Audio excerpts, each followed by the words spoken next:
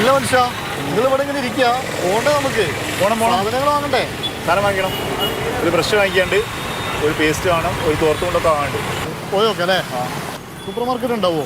അല്ല, ഇവിടെ കടകളൊക്കെ അടഞ്ഞു കിടക്കുകയാണല്ലോ. സമയത്രയായി? ബെറ്റർ ആയിട്ടല്ലേ ഉള്ളൂ? അതല്ലേ പറഞ്ഞേ, കടകളൊക്കെ ക്ലോസ് ആണല്ലോ. എന്താണ് കടകൾ എന്ന് പറഞ്ഞാൽ ഇപ്പൊ കുറെ കാലമായിട്ട് കോവിഡിനൊക്കെ ശേഷം ഇങ്ങനെ തന്നെയാണ് കടകളൊക്കെ ഒരു അവസ്ഥ. രാത്രിയാകുമ്പോഴേക്ക് പൂട്ടുമോ? വേഗം പൂട്ടും. കച്ചവടം ഇല്ല, റോട്ടിൽ ഇപ്പൊ ആളെ കാണാനില്ലാത്തൊരവസ്ഥ. അത്യാവശ്യത്തിന് കുറച്ച് പേസ്റ്റും ബ്രഷും ഒക്കെ വാങ്ങേണ്ടി. അതിപ്പോ എന്താ ചെയ്യാ? അതിനിപ്പം ഹോൾസെയിൽ കടകളൊക്കെ ഉണ്ടാവും ചില പോയിട്ട് വരും അല്ലേ?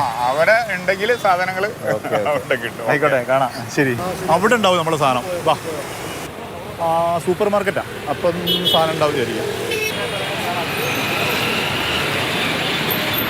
മോനെ ഒന്ന് കാണിച്ചെടുക്ക്. വാ, ഒരു സോപ്പ് എടുക്കാതാ.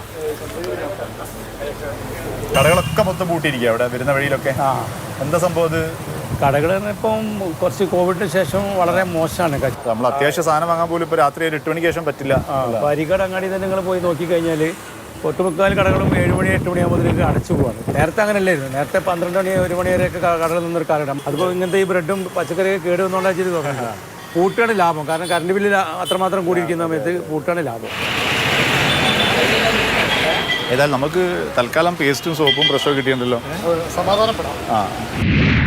രാത്രികാലങ്ങളിൽ വ്യാപാര സ്ഥാപനങ്ങൾ നേരത്തെ അടയ്ക്കുന്നത് മാത്രമല്ല പ്രശ്നം. പകൽ സമയത്തും കോവിഡിന് ശേഷം കച്ചവടത്തിൽ കുത്തനെയുള്ള ഇടിവാണ് ഉണ്ടായിരിക്കുന്നത്.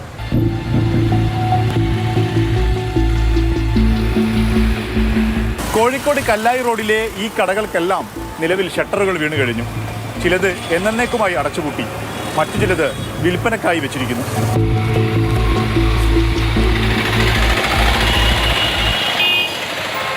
ഇതിനൊക്കെ സംഭവിച്ച കടകൾക്ക്? ഈ കടകളൊക്കെ കോവിഡിന് ശേഷം കുറച്ച് ബിസിനസ് ഡല്ലായപ്പോൾ വാടക കൊടുക്കാൻ പറ്റാണ്ടായി. അങ്ങനെ വന്നപ്പോൾ കുറച്ച് നാളത്തേക്ക് അടച്ചിടാന്ന് പറഞ്ഞു. ഇപ്പോൾ ഈ കട അടച്ചിട്ട് ഒരു 3-4 മാസമായി. ഈ കട അടച്ചിട്ട് 1.5 വർഷം കഴിഞ്ഞു. അപ്പുറത്തുള്ള കട അതേമാതിരി ഒരു 4 മാസമായി. ഇതൊരു 5-6 മാസമായിട്ടോ. അത് 4 മാസമായി. കോവിഡിന് മുമ്പ് വലിയ കച്ചവടം ഉണ്ടായിരുന്നു. കോവിഡിന് മുന്നേ നല്ല കച്ചവടം നടന്നിരുന്ന സ്ഥലമാണ്. അതിന് ശേഷമാണ് ഇങ്ങനെ ഇത്രയും ഡല്ലായത്. ആ ലൈനിൽ ഒരു 18ഓളം കടകൾ പൊട്ടിക്കണം. ലിങ്ക് റോഡിൽ 18 കട. ഈ ലിങ്ക് റോഡിൽ 18ഓളം കടകൾ പൊട്ടി. ആൾ മാറി വരും.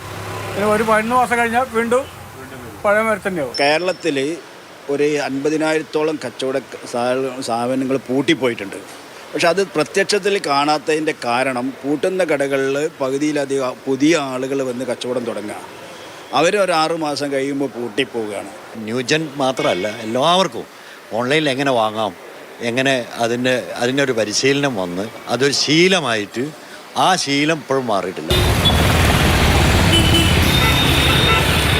അടച്ചുപൂട്ടിയ കടകൾക്ക് KSEB ഈ മാസവും ബില്ല് നൽകിയിട്ടുണ്ട്. അവർ അവരുടെ ജോലി ചെയ്യുന്നു. കോവിഡിന് ശേഷം എല്ലാം പഴയപടി ആയിട്ടില്ല, പ്രത്യേകിച്ചും വ്യാപാര മേഖല. ഇക്കാര്യത്തിൽ സർക്കാർ വിശദമായ പഠനം നടത്തി അർഹമായ പദ്ധതികൾ പ്രഖ്യാപിക്കുകയാണ് വേണ്ടത്. Team Mathrubhumi news, Kozhikode.